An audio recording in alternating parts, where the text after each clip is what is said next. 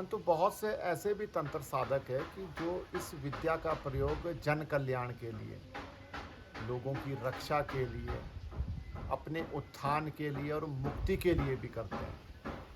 तंत्र एक भक्ति का मार्ग है। तंत्र एक ऐसा मार्ग है कि जिसके द्वारा आप अपने अभीष्ट फल की प्राप्ति कर सकते हैं, अपने इष्ट का साक्षात्कार कर सकते हैं और अपना आत्मोत्थान कर सकते हैं। आप मुक्ति की प्राप्ति कर सकते हैं।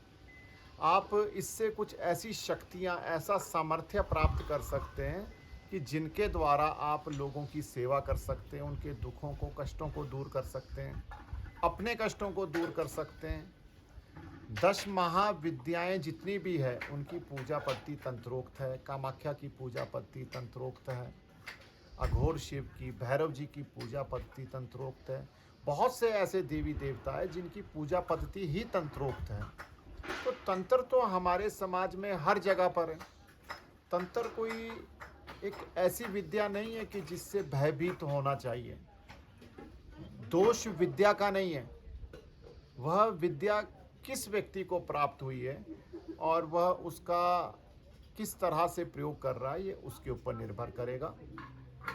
गुरुजी, एक आम व्यक्ति तंत्र से कैसे जुड़ सकता है जबकि उसे पता नहीं है कि सही सही रास्ता कौन सा है और सही साधक कौन है, सही गुरु कौन है?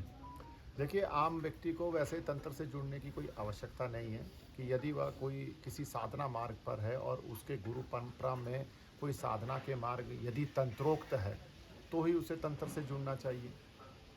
और कभी भी यदि आप अपने जीवन में किसी भी आचार्य से तंत्रोक्त समाधान करवाएं तो यह परीक्षण करना बहुत आवश्यक है कि जिससे आप अपना समाधान करवा रहे हैं वो आपका समाधान देवी देवताओं के माध्यम से करवा रहा है या किसी प्रेत पिशाच के माध्यम से करवा रहा है। यदि आपने कोई तंत्रोक्त समाधान लिया और आपने अपनी समस्या का समाधान किसी प्रेत पिशाच से करवाया या जो जिससे आप अपना प्रयोजन सिद्ध करवा रहे हैं, उस व्यक्ति ने ऐसी निम्न स्तरीय शक्तियों का आश्रय लिया तो निश्चित तौर पर आपका भी विनाश होगा। इसलिए यह जानना बहुत आवश्यक है कि जो जो शाश्वत जितनी भी शक्तियां हैं, जो ऐसे देवी देवता है जो स्थापित है पूर्ण रूप से, जिनकी मान्यता है हमारे ग्रंथों में, शास्त्रों में, जैसे माँ काली है। माँ काली का पूजन यदि कोई तंत्रोक्त विधा से करेगा तो उसे शीघ्र सफलता प्राप्त होगी। तो आपको यह जानना बहुत आवश्यक है कि आपका कार्य किस देवी देवता ने सिद्ध किया और निश्चित तौर पर वह देवी देवता ही होने चाहिए। गुरुजी, सामान्य जनमानस को ये कैसे पता चलेगा कि जो मेरा समाधान किसी तंत्र साधक या तांत्रिक ने जो किया है वो नकारात्मक शक्तियों या देवता की शक्तियों के थ्रू किया है? सामान्य जनमानस को तो इसका भेद करना बहुत मुश्किल है। देखिए, सामान्य जनमानस को समाज में बहुत सारी ऐसी चीज़ें सीखने की आवश्यकता है जो सामान्य लोक व्यवहार की है। आप यदि अपना कहीं पर कारोबार भी करते हैं तो जिस व्यक्ति के साथ करते हैं उसे भी जांचते परखते हैं। कहीं पर यदि किसी अपने बच्चों का विवाह करते हैं तो उस कुल को भी जांचते परखते हैं।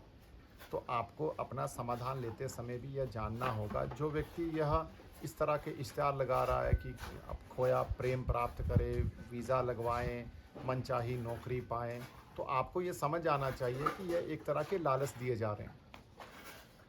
देवी देवता जो भी आपका कार्य करेंगे, जो भी आपको परिणाम देंगे, आपके कर्मों के अनुरूप देंगे और जो नियमों में रहकर होगा वो ही आपको प्रदान किया जाएगा।